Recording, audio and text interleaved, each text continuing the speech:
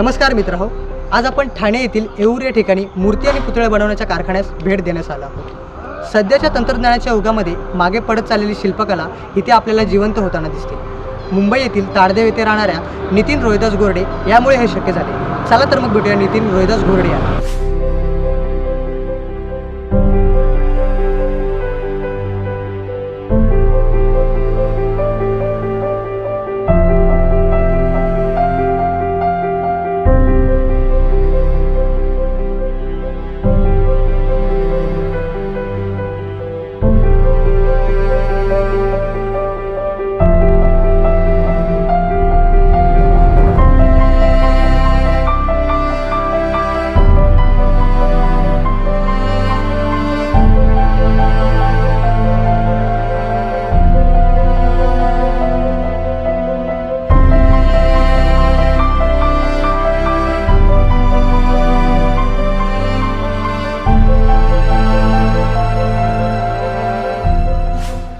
नमस्कार मित्रांनो, असं म्हणतात की शिक्षण हे जगणं शिकवत असतं, पण कला का जगावं हे शिकवत असतं।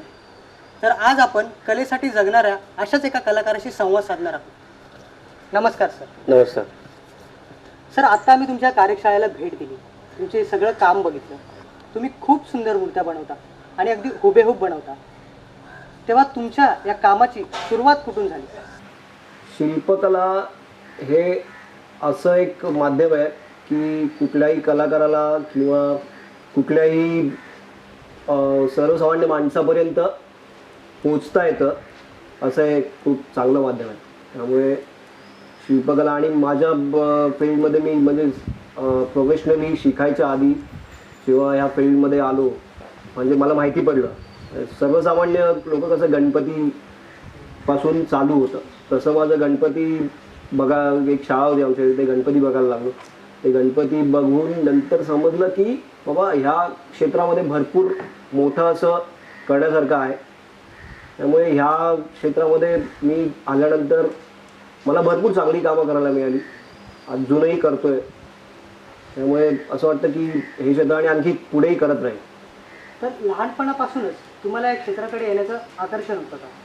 हो, कारण की मी जसं आत्ता म्हणालो लहानपणी मी जिथे राहायचो चाळ होती आमची, चाळीला लागूनच आमचं एक मैदान होतं। त्या मैदानात गणपतीची शाळा होती आणि तिथे गणपतीच्या मूर्त्या बनवल्या जायच्या सीझनमध्ये।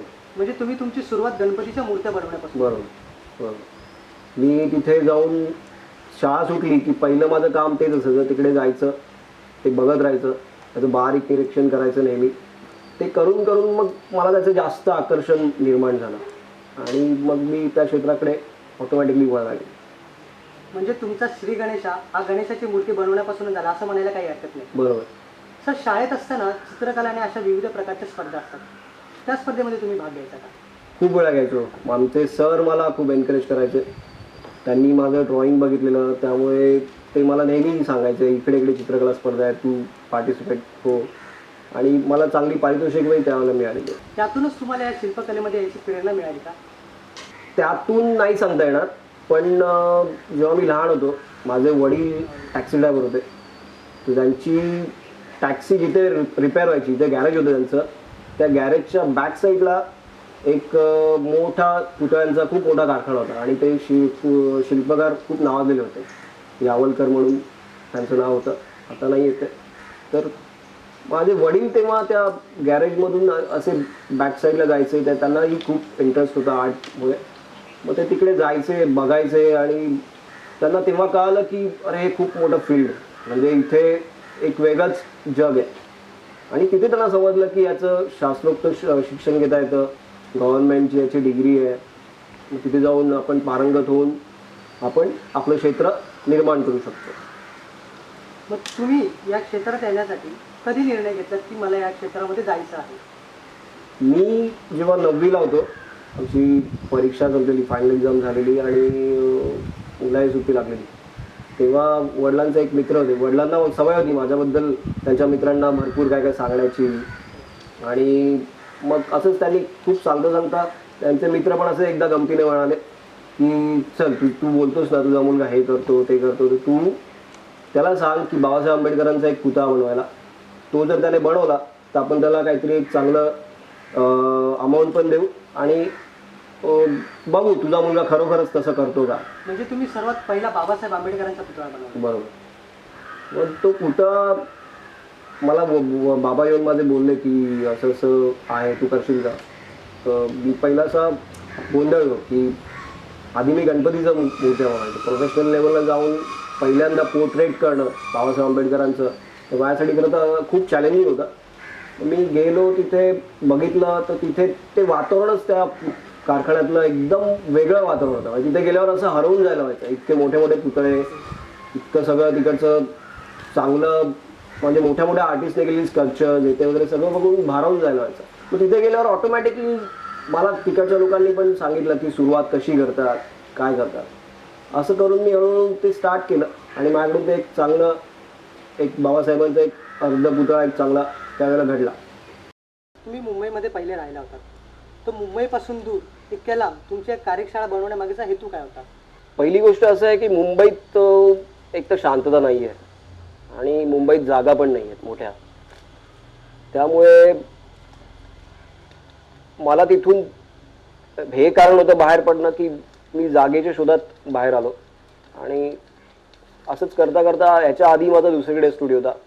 पण जेव्हा मी इथे आलो तेव्हा मला इकडचं वातावरण खूप आवडलं कारण की इथे खूप पीसफुल वातावरण आहे. इथे पॉल्युशन नाही. तुम्ही जेव्हा इथे येता तुम्हाला खूप चांगला ऑक्सिजन मिळतो. तुम्ही नेहमी फ्रेश राहता. त्यामुळे ह्या जागेची निवड केली. सर, कला क्षेत्राकडे वळत असताना प्रत्येक व्यक्तीचा कोणी ना कोणीतरी आदर्श असतो. तर तुमचा या क्षेत्रात येणारा तुमचा आदर्श कोणता होता? शिल्पकार करमरकर हे नाव तुम्ही ऐकलेलंच असेल. हे भारतातले खूप मोठे शिल्पकार. यांची शिल्प इतकी बोलकी आहेत की जर का देवाने त्याच्यात प्राण फुकले ती बोलू लागतील. इतकी चांगली शिल्प आहेत. म्हणजे तेव्हा मी लहानपणी त्यांची शिल्प बघून मी अगदी भाळून गेलो की म्हणजे एवढी हुबेहूब शिल्पकला करणं. आणि मग तेव्हापासूनच ते माझा आदर्श होऊन गेले होते. सर, तुम्ही आता म्हणालात की तुम्ही लहानपणापासून मूर्ती बनवायच्या. तर गणपती आणि देवी या मूर्त्या बनवण्यापासून तुम्ही तुमची सुरुवात केली. तर त्या मूर्त्यांपासून अशा मोठमोठ्या महान पुरुषांच्या मूर्त्या बनवण्यापर्यंतच्या प्रवासाबद्दल काय सांगाल? जसं मी आधी म्हणालो की लहानपणी मी गणपतीच्या मूर्ती वगैरे आमच्या इथेच मैदानात गणपती शाळा होती. तिथे जाऊन गणपतीच्या मूर्त्या बघणं, त्या बनवणं, त्याचं आकर्षण जास्त होतं. नंतर जेव्हा मी बाबासाहेब आंबेडकरांचं पहिलं ॲज अ प्रोफेशनल लेवलला जाऊन अर्धपुतळा बनवला तेव्हा मी बाबासाहेब आंबेडकर, पु ल देशपांडे, नंतर शहीद तुकाराम ओंबळे, नंतर बरेचसे असे मंत्री आहेत त्यांचे, त्यानंतर छत्रपती शिवाजी महाराज, असं खूप सचिन तेंडुलकर, आमिर खान, अशा खूप चांगल्या चांगल्या व्यक्तिमत्वांचे शिल्प मला बनवायला मिळाली आणि पुढेही बनवत राहीन. सर, तुम्ही या क्षेत्रात येताना तुम्हाला कोणकोणते गुरु लाभले किंवा त्यांच्याकडून तुम्हाला कोणती शिकवण मिळाली? मी सुरुवातीला जेव्हा अगदीच शाळेत होतो तेव्हा आमच्या मैदानात गणपतीची चित्रशाळा होती. गणपतीच्या बऱ्याचशा मूर्ती तिथे मातीच्या बनवल्या जायच्या. तर तिथे मी जेव्हा जायला लागलो तर तिथे जे होते मनोहर पांगम म्हणून ते तिथे मूर्त्या बनवायचे.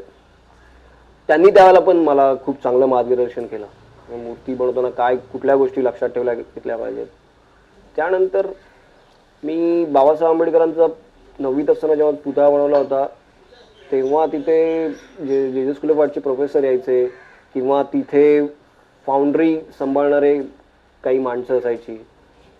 त्यांनीही मला काही गोष्टी खूप चांगल्या पद्धतीने सांगितल्या गेल्या. नंतर कॉलेजमध्ये जेव्हा मी ॲडमिशन घेतलं जे स्कूल ऑफ आर्टमध्ये तिथे वंजारी सर, पवार सर यांनी मला खूप चांगलं मार्गदर्शन केलं. त्यानंतर बऱ्याचशा अशा बारकावे असतात घडवताना किंवा एखादी मूर्ती बनवताना ते सगळे बारकावे त्यांच्याकडून मला कळाले आणि त्यानंतर मी या क्षेत्रात थोडासा पारंगत झालो. तुम्ही सुरुवातीपासून मातीमध्ये काम करताल, मातीच्या मूर्त्या बनवत आहात. तर मातीपासून पंचधातूच्या मूर्त्या बनाव्यात याकडे तुम्ही कसं वळालात? त्याचंही शिक्षण मला जे स्कूल ऑफ आर्टमध्ये गेल्यानंतर म्हणजे आधी मी जसं म्हणालो लहानपणी मी एका मोठ्या पुतळ्यांच्या कारखान्यामध्ये जायचो. तिथे मला ते सगळं आधीच लहानपणीच बघायला मिळालं. म्हणजे कॉलेजमध्ये जे स्कूल ऑफ आर्टमध्ये ॲडमिशन घ्यायच्या आधीच मला ते सगळं बघायला मिळालं. आणि मग तिथे जाऊन तिथे मला ते म्हणजे मी बघितलेलं टेक्निकली, मला तेवढं त्यातलं माहीत नव्हतं. पण जेव्हा जेएस स्कूल ऑफ आर्टमध्ये मी ॲडमिशन घेतलं तर तिथे मला आणखी त्यातलं टेक्निकल नॉलेज मिळालं आणि त्याच खरं स्किल आहे. आता आम्ही तुमची कार्यशाळा पाहिल्यावर आम्हाला शिवाजी महाराजांच्या मूर्त्या जास्त बघायला मिळाल्या. तर तुम्ही शिवप्रेमी आहात का? नक्कीच शिवप्रेमी तर आहेच मी. आणि शिवाजी महाराज बनवणं म्हणजे मला तरी असं वाटतं की तितकं सोपं नाही आहे जितकं लोकांना वाटतं. शिवाजी महाराज म्हणजे डोक्यावर जिरेटोप ठेवला, चेहऱ्याला दाढी लावली, मिशी लावली की महाराज झाले, ते तितकं सोपं नाही आहे. अच्छा. आता आमिर खान, सचिन तेंडुलकर आणि शरद पवार अशा महान मोठमोठ्या व्यक्तींसोबतही तुम्ही काम केले. तर त्यांच्यासोबत काम करतानाचा तुमचा अनुभव कसा होता? खूप चांगला अनुभव होता. पहिल्यांदा 2008 साली मला आमिर खानचं काम, आमिर खानच्या म्हणजे एक पुतळा बनवायचा आहे अशी एन्क्वायरी आली. तर मला त्यांच्याकडून, त्यांच्या प्रोडक्शन हाऊसमधून एक व्यक्ती भेटायला आली. त्यांनी मला येऊन सांगितलं की आमिर खानचा पुतळा बनवायचा, असं असं काम करायचं आहे. तर मला एक्झॅक्टली तेव्हा कळलं नव्हतं, क्लिअर नव्हतं काहीच पिक्चर. मग त्यांनी मला त्याचे फोटोग्राफ्स दाखवले. ते फोटोग्राफ्स तेव्हा आमिर खानचे कोणालाच माहीत नव्हते की आमिर खानचा लुक असा आहे. त्यावेळेला आमिर खानची जी बॉडी होती, पुन्हा जी टाटू होते बॉडीवर, ते सगळं तेव्हा बघून मी एकदम भारावून गेलो. एवढं हे खूप चांगलं काम आहे आणि ह्या कामाने आपल्याला खूप भरपूर प्रसिद्धी मिळेल. पण थोडंसं भीती पण होती मनात की एवढ्या मोठ्या आर्टिस्ट बरोबर काम करायचं, तर थोडंसं नर्वसनेस होता. पण जेव्हा आमिर खानला स्वतःहून भेटलो तेव्हा तो इतका डाऊन टू अर्थ आहे. त्या माणसाने इझिली म्हणजे सगळं खूप चांगलं आमच्यावर संवाद साधला आणि प्रत्येक वेळेला आम्हाला चांगले सजेशन्स दिले. त्यामुळे ते खूप चांगलं काम झालं आमच्यावर. सेकंड थिंग, सचिन तेंडुलकर बरोबर करताना पण तसंच झालं. सचिन तेंडुलकर म्हणजे तो माणूस इतका बिझी असतो, क्रिकेटचा त्याला देव मानतात सगळे, आहेच.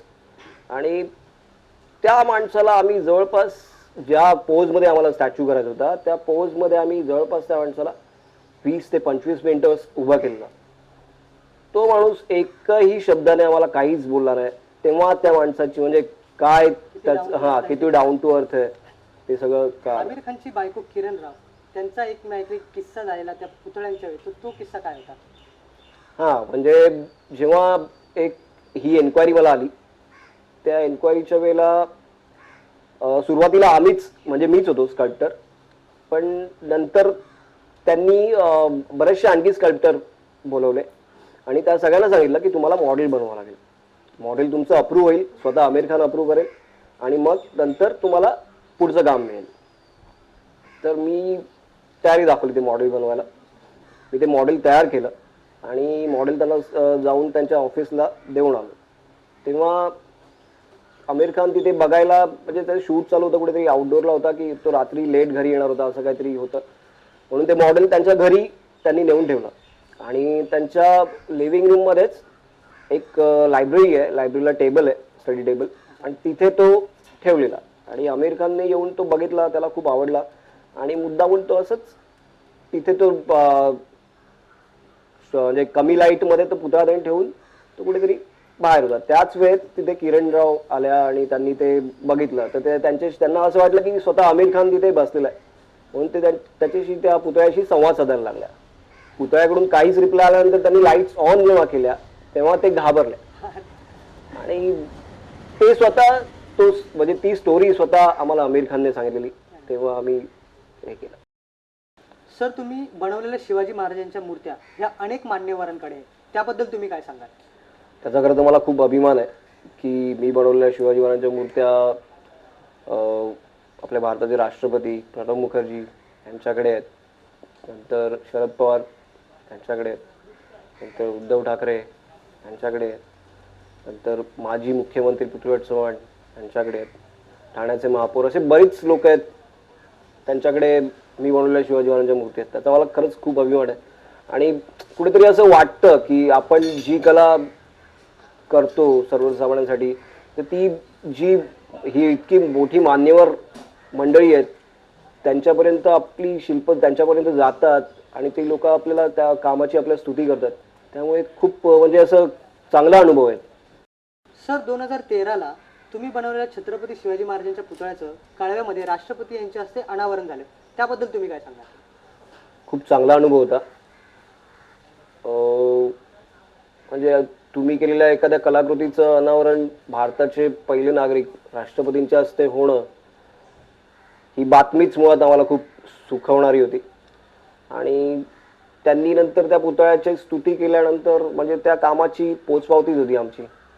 आणि त्या माणसाच्या हस्ते सत्कार होणं हेही आमचं खूप मोठं भाग्य होतं. म्हणून खूप चांगला अनुभव होता. ते काम करतानाही खूप चांगला अनुभव आला. ते काम पहिल्यांदा आम्ही पूर्ण सेटअप टाकून स्वतः ते काम सुरुवातीपासून ते शेवटपर्यंत ते सगळं काम मी आणि माझा स्टाफ आम्ही मिळून केलेलं. सर, तर आजकालच्या नव्वदीच्या शिल्पकाराला तुम्ही काय सजेशन द्याल की शिल्पकला करताना तुम्ही कोणकोणत्या गोष्टी लक्षात ठेवल्या पाहिजे? शिल्पकला करताना कसं आहे की हल्लीची जी आहे पिढी, आता मी पण कॉलेजमध्ये जेव्हा होतो तेव्हा पार्ट टाईम कामं करायचो. आणि पार्ट टाईम कामं करताना आम्ही पैशांकडे नाही बघायचो. आम्ही तेव्हा फक्त आम्हाला चांगला एक्सपिरियन्स कसा मिळेल ह्या गोष्टीकडे आम्ही जास्त लक्ष द्यायचो. आणि आपल्या हातून किती जास्तीत जास्त कामं होतील ह्या गोष्टीकडे आम्ही जास्त कॉन्सन्ट्रेट करायचो. म्हणून हल्लीच्या पिढीला मी तेच सांगेन की सध्या तुम्ही जर शिकताय किंवा फ्रेशर आहात तर तुम्ही पैशांच्या मागे न धावता चांगली कामं करण्याचा जास्त कल दिला पाहिजे. आणि त्यामुळेच तो आपला एक्सपिरियन्स वाढेल. जर तुम्ही पैशांच्या मागे गेलात तर तुम्हाला ती कामं मिळणार नाहीत फ्रेशर असल्या कारणाने. आणि जास्तीत जास्त कॉन्सन्ट्रेट करून चांगल्या कामं करण्याचा प्रयत्न करावा. धन्यवाद सर. तुमच्या या अनुभवाचा आजच्या तरुण पिढीला नक्कीच फायदा होईल आणि तुम्हाला तुमच्या पुढच्या कार्याबद्दल खूप खूप शुभेच्छा. धन्यवाद.